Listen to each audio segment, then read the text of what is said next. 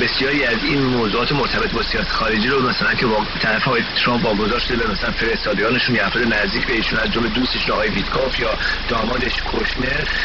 خودش وارد مثلا مأموریت‌های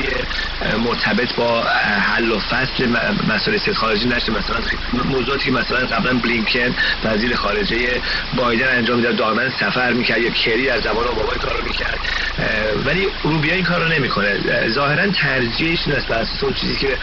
افراد نزدیکش مطرح میکنن ترجیحش این است که در